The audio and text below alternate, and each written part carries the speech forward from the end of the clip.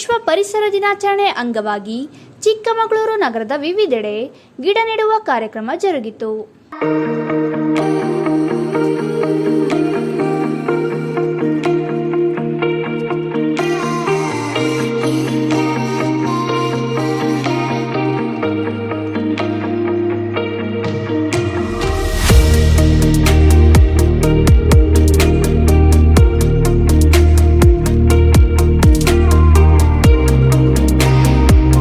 ನಗರಸಭೆಯ ಮುಂಭಾಗದಲ್ಲಿರುವ ಪಾರ್ಕಿನಲ್ಲಿ ವನ ಮಹೋತ್ಸವ ಕಾರ್ಯಕ್ರಮ ಹಮ್ಮಿಕೊಳ್ಳಲಾಗಿದ್ದು, ನಗರಸಭಾ ಅಧ್ಯಕ್ಷರಾದ ವರಸಿದ್ದಿ ವೇಣುಗೋಪಾಲ್ ಮತ್ತು ನಗರಸಭಾ ಪೌರಾಯುಕ್ತರಾದ ಕೃಷ್ಣಮೂರ್ತಿ ಅವರು ಗಿಡ ನೆಡುವುದರ ಮೂಲಕ ವನ ಮಹೋತ್ಸವ ಕಾರ್ಯಕ್ರಮಕ್ಕೆ ಚಾಲನೆ ನೀಡಿದರು.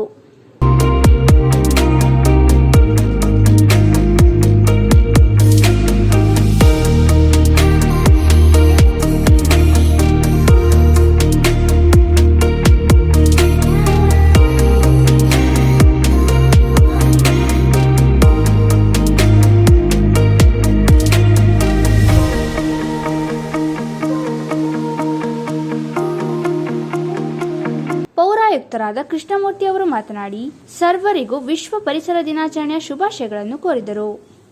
ಚಿಕ್ಕಮಗಳೂರು ನಗರಸಭಾ ವ್ಯಾಪ್ತಿಯಲ್ಲಿ ಏನು ಪರಿಸರ ದಿನಾಚರಣೆ ಅಂಗವಾಗಿ ಏನು ನಗರಸಭಾ ಏನು ಕಚೇರಿ ಮುಂಭಾಗ ಏನು ಪಾರ್ಕ್ ಮೇಂಟೈನ್ ಮಾಡ್ತಾ ಇದ್ದೀವಿ, ಆ ಪಾರ್ಕ್ನಲ್ಲಿ ಈ ಹಿಂದೆ ಭಾಳ ಹಳೆ ಪೌರಾಯುಕ್ತರಲ್ಲಿ ಹಳೆ ಅಧ್ಯಕ್ಷರಾಗಲಿ ನೆಟ್ಟಂಥ ಗಿಡಗಳು ಭಾಳ ಹಳೆಯದಾಗಿ ಬೀಳುವಂಥ ಪರಿಸ್ಥಿತಿಯಲ್ಲಿದೆ.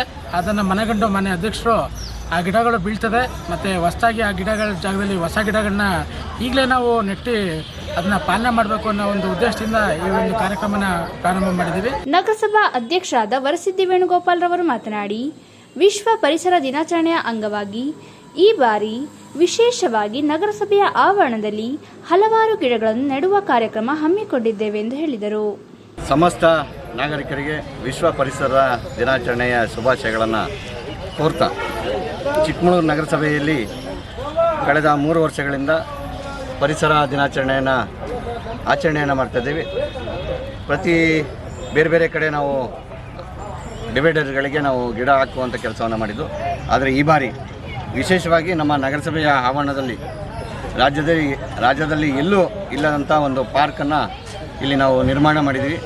ನಗರದ ಹೊರವಲಯದಲ್ಲಿ ನೂತನವಾಗಿ ನಿರ್ಮಾಣವಾಗುತ್ತಿರುವ ನ್ಯಾಯಾಲಯದ ಆವರಣದಲ್ಲಿ ಸಸಿ ನೆಡುವ ಕಾರ್ಯಕ್ರಮವನ್ನು ಹಮ್ಮಿಕೊಳ್ಳಲಾಗಿದ್ದು, ಮಾನ್ಯ ನ್ಯಾಯಾಧೀಶರಾದ ಹನುಮಂತಪ್ಪ ಮತ್ತು ವಕೀಲರ ಸಂಘದ ಜಿಲ್ಲಾಧ್ಯಕ್ಷರಾದ ಸುಚೇಂದ್ರ ಅವರು ಗಿಡ ನೆಡುವ ಮೂಲಕ ಪರಿಸರ ದಿನಾಚರಣೆ ಕಾರ್ಯಕ್ರಮಕ್ಕೆ ಚಾಲನೆ ನೀಡಿದರು.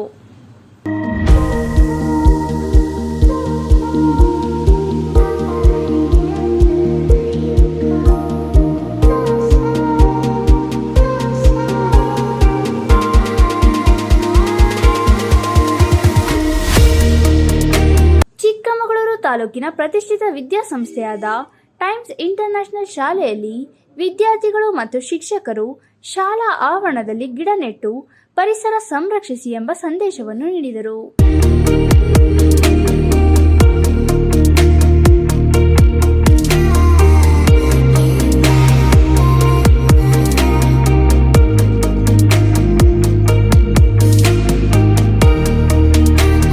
ಸಂದರ್ಭದಲ್ಲಿ ಶಾಲೆಯ ಸಂಸ್ಥಾಪಕರಾದ ಮಂಜೇಗೌಡ, ಮುಖ್ಯೋಪಾಧ್ಯಾಯರಾದ ಪುಷ್ಪಾ ವಿಜಯಕುಮಾರ್, ಶಾಲಾ ಸಿಬ್ಬಂದಿಗಳು ಹಾಗೂ ವಿದ್ಯಾರ್ಥಿಗಳು ಭಾಗಿಯಾಗಿದ್ದರು.